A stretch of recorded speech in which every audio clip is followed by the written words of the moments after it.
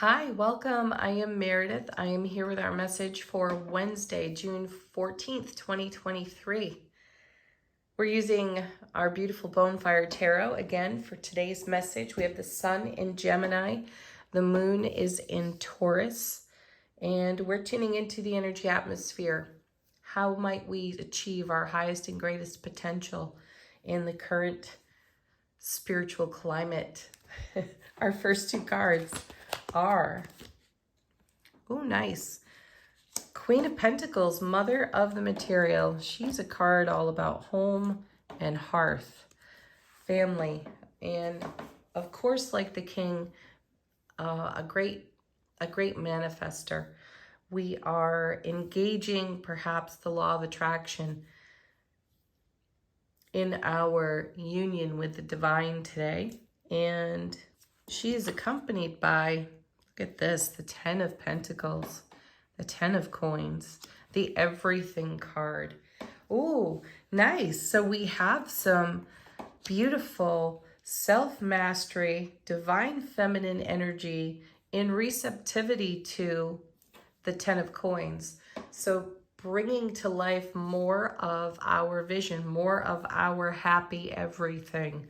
And there's a level of tangible fulfillment here in this card. Let's see what comes with it. Eight of Wands back again for us. So incoming information. This could also be incoming manifestation off these first two cards.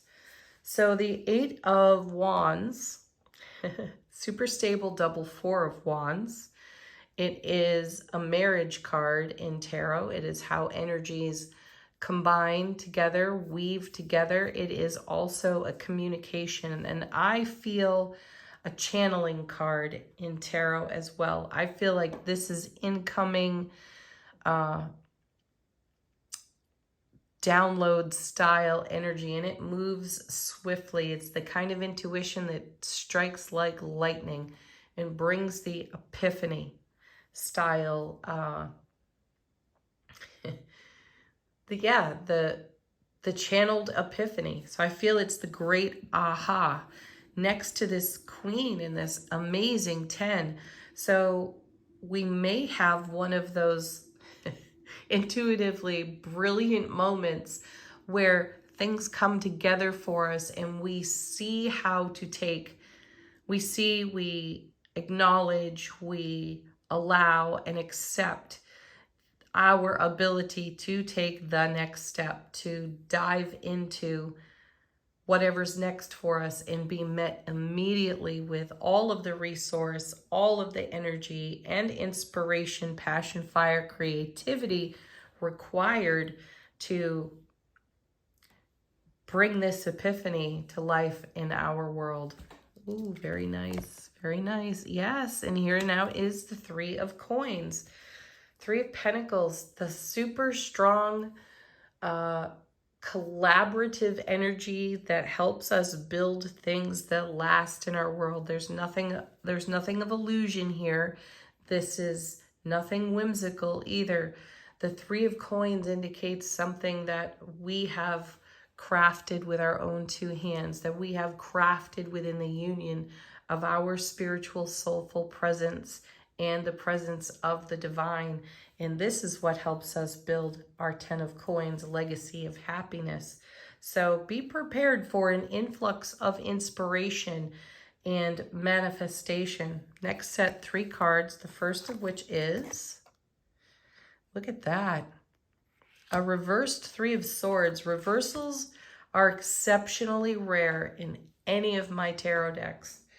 And, you know, when a deck gets knocked over, or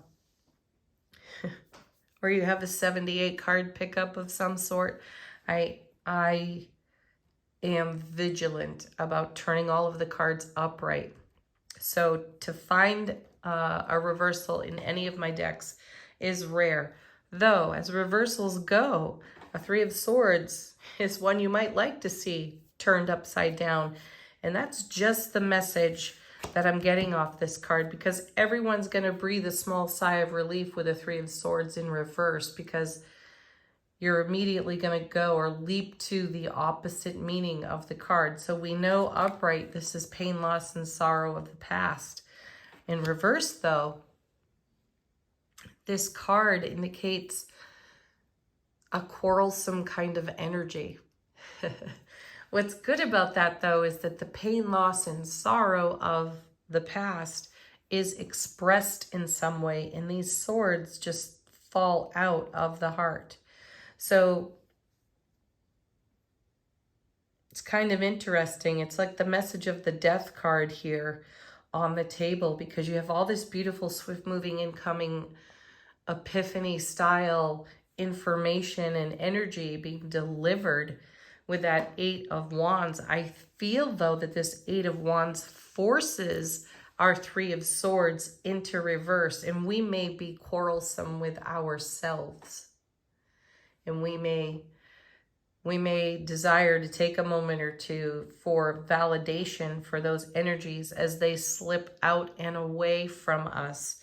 Now, in conversation with an amazing soul just the other day, I had said all parts welcome in relationship to a conversation we were having.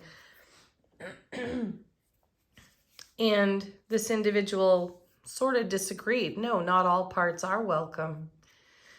And I said, well, some of those parts are passing away, so we welcome the passing. So the agreement in that conversation was all parts are welcome to pass. And I find that kind of poignant here with our Three of Swords. You may not necessarily like what gets turned upside down in relationship to pain, loss, and sorrow of the past. However, it's welcome to pass. All parts of it are welcome to pass. And I feel that that's what's happening here with this Three of Swords. Remember that this suit has everything to do with our words and how we speak over our life. And we've been looking at some pretty intense challenge cards within the tarot over the past couple of weeks. You pick any reading out of the past couple of weeks and you'll find a challenge message in it.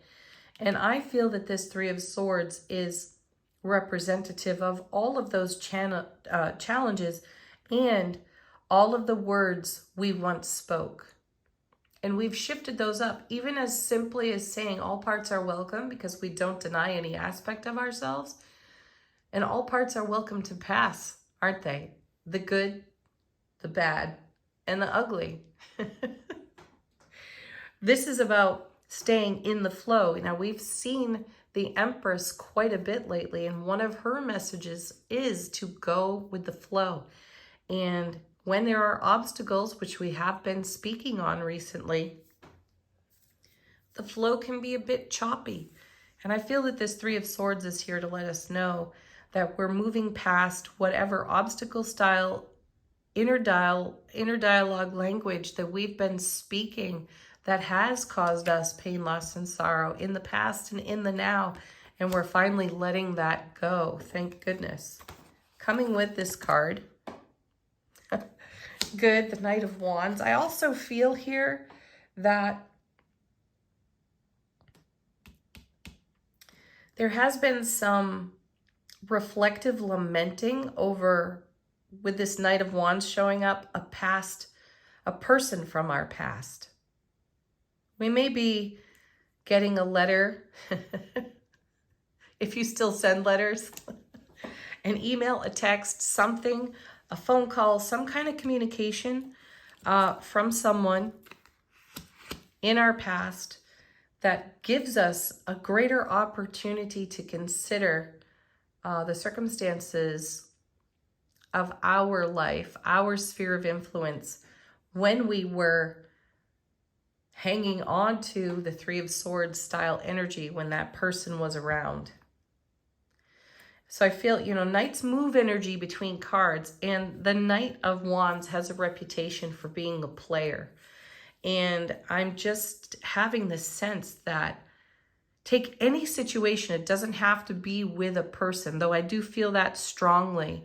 I do feel that we get a reminder of some kind about our way of being, or our way of being in connection to something or someone else from the past, becomes a reminder, and it allows us to move through the energy with passion, with our fire. And we finally set fire to some old limiting beliefs in connection to that other person or other circumstance.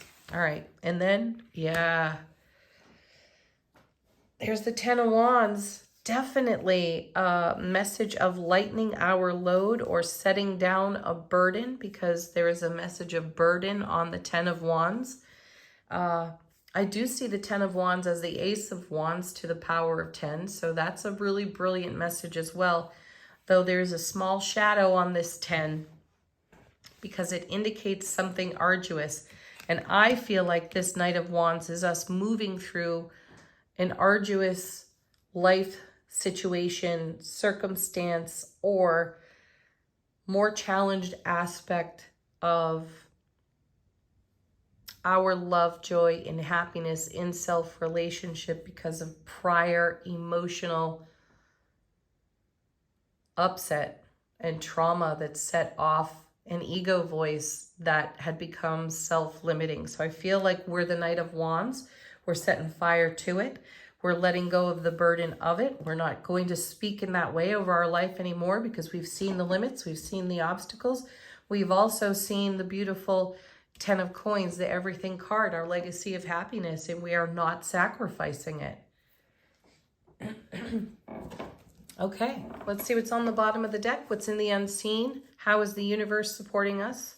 Beyond the Veil, our first card.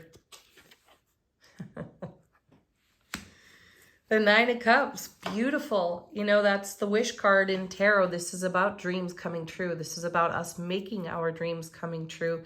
Ace of Cups to the power of 9. So there's a lot of potential overflow here with love, bliss, joy, and happiness. And these old conversations, these old inner dialogue chats that we have with ourselves have no space available in a Nine of Cups energy. So see ya and thank you.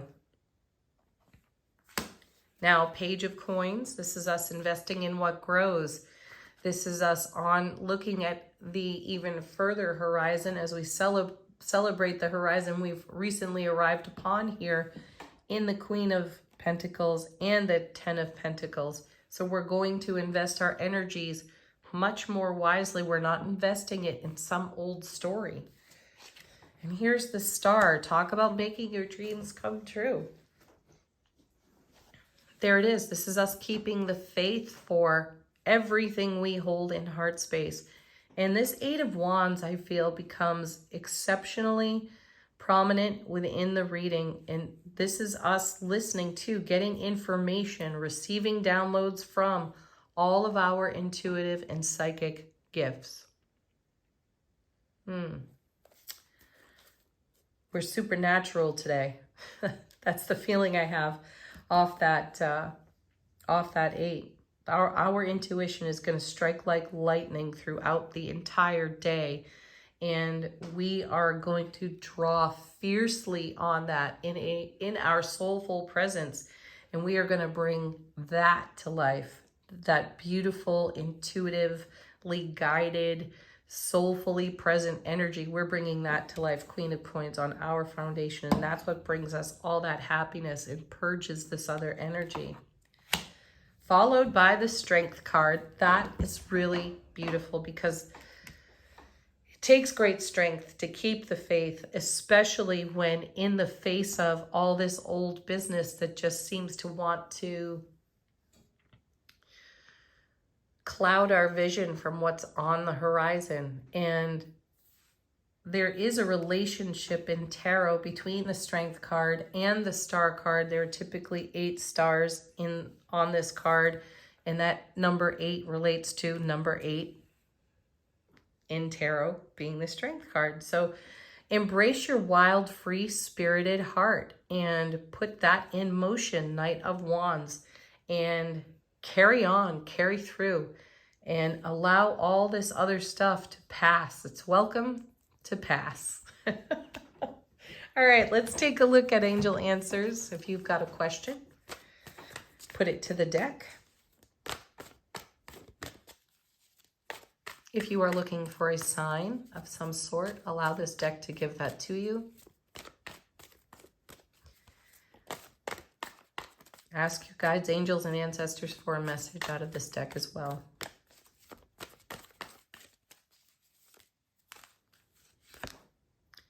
First card, emphatically yes.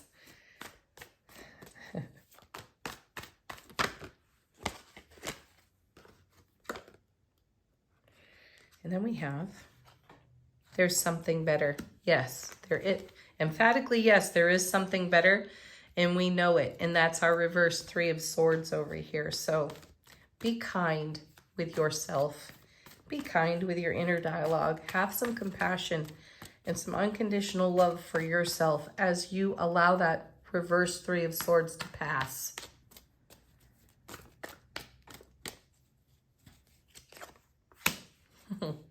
Here's one we've seen a bit recently. Be assertive. And I feel that is a great connection to our beautiful 8 of Wands. Because, look, just fell out of the deck moments ago, right? We've got big, happy changes. And that's our 10 of Coins. And this is what we're breathing life into. And this is what's coming out of our divine union with Spirit, with our soulful presence. So this is an emphatic yes every single time. I would have enjoyed seeing the emphatic no come out of the deck because I would have put it right on that 3 of Swords. All right, final word on the reading from Wisdom of the Oracle. How is our soulful presence informing our waking consciousness?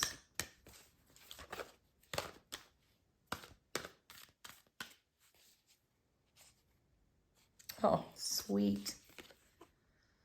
Loyal heart. Strength card. Trust your own loyal heart. Yeah, beautiful. I'm not going to elaborate on that. I feel that it speaks volumes all by itself. Have a beautiful Wednesday, peak of the week, everyone. Love, bliss, joy, and happiness to each and every one of you. Namaste.